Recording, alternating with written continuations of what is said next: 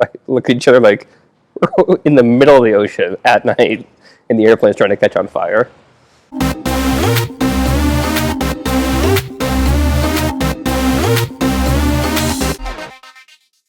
There I was over 30 West.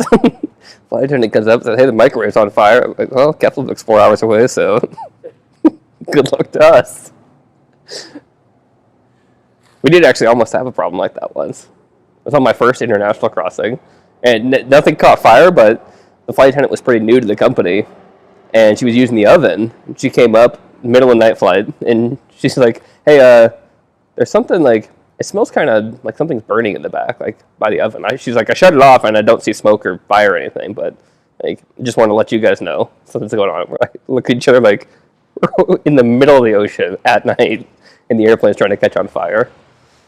And it turns out like somebody had put like those little paper like tray things on the side of the oven, and then just through other things getting stored there, like the metal trays and stuff that are fine by the oven, they kind of got pushed behind it, and nobody noticed until like the oven was getting used, and then it got hot and like was starting to burn them. So that was a fun little discovery at night over the ocean. Yeah, so we're flying G4, and I'm the FO on this one, and this is actually before I was a captain, so it's true at FO on it. And the captain I was flying with, it was his first rotation as captain. And he was a super cool guy, super good at what he was doing, but he was just super relaxed on this flight. We were coming out of Vegas to LA, like we do a lot in those things, and we're on one of the departures. And coming from the King Air, doing Vegas flights all the time, I was super familiar with all the area, but not necessarily the departures and arrivals, just difference between the jet and the turboprop. And we're on this departure, and I've got the plate pulled up, and I'm looking at it, and I didn't even think to like really dive into it, but I was like, I'm pretty sure there's a crossing somewhere on here that we have to hit. Like there's a below altitude crossing somewhere that we're got to watch out for. And I tell the captain this, and I'm like, "Hey, El Capitan, I think there's a restriction here that we got to meet." And he's like, "No, don't worry about it. Like, I know this departure. There's no restriction. Like, we can just continue on, just unrestricted climb." And I'm like, okay, like I'll trust the captain, I guess. That's fine. Didn't even think to like go back and look at the plate that I had open on my iPad and double check it, or look at the FMS, because the FMS, if it's programmed in there, will show crossing restrictions. Didn't think to look at that either. As we're crossing through, like whatever the restriction was, we were only like 500 feet high or something, but just enough that they noticed it and pointed it out. And Vegas was really chill about it, but they still told us, they're like, "Hey, whatever our call sign was for the day, you guys were supposed to cross this fix at like 7,000 feet. Go ahead and contact LA Center." I just started laughing because I was the FO on that one, pointing out the captain's mistake, and the captain was like, "Nah, don't worry about it." And I just wholeheartedly believed him. I was like, "Yeah, you're probably right. You're the captain." I'm not going to doubt you. You got it. You know what you're doing. I don't. I'm the idiot FO. Yeah, I don't know what I'm doing. I'm not paid to think. Yeah, I feel like it's those short flights that you're like pretty familiar with. You get that complacency, and that's when something stupid small always happens to me, where it's just like nothing that's really, really big and like potentially disastrous, but just little things. It's like, why are you doing that? Or like, why didn't I think to do that? Like, that's probably the only place that I always forget to like reset 299 or 2 every time I go in Vegas to LA, because you're only going up to like 20,000 feet ish. You're still technically in the flight levels though, and it's just I don't even think about it. It's like forget, and then we're coming back down in Vegas. They'll tell us like, "Hey, here's your altimeter setting." Like, I already had that in there. Whoops. But if it's close enough, they don't say anything. They don't care.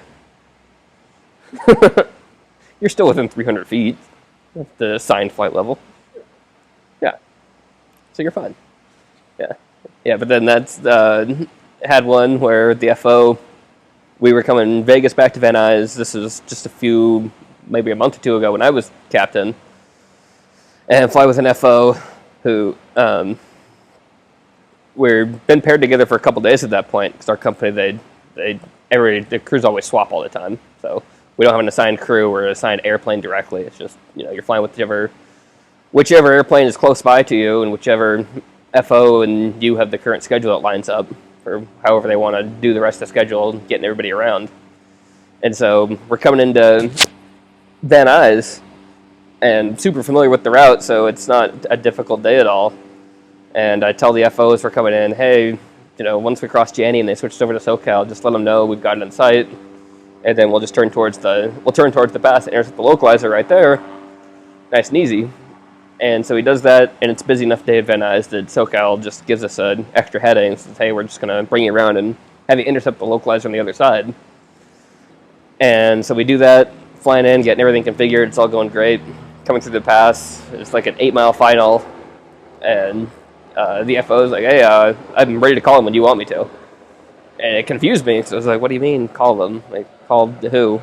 And it's like, I can call Van Nuys when you're ready. It's like the signature? Like, who are you calling at Van Nuys? Like, we're on final here. Like, we got other things to focus on. It's like, no, I can call the tower when you want me to. It's like, what? You haven't called the tower yet? Why didn't you do that when the SoCal switched us over? Like, what are you doing? Like, yeah, call him. Like, we are moving quick here. Like, we're not a slow Cessna. We need time for that call. So we're coming up on 5-mile final here.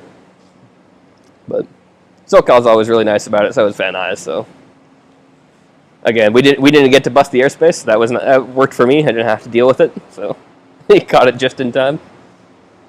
Yeah. For the most part, all of our FOs are always pretty good, though. Like, just every now and then, and like I said, it's usually in those short flights where, everybody thinks they know everything that needs to happen on the route, so you just kind of get a little complacent with it, and then you miss, like, little things like that, where like, you don't think to call her. Like, that one was kind of weird just because he seemed to know that he needed to call tower, but just waited until I gave him permission to, like, what? SoCal told you to do it. That's when you need to do it.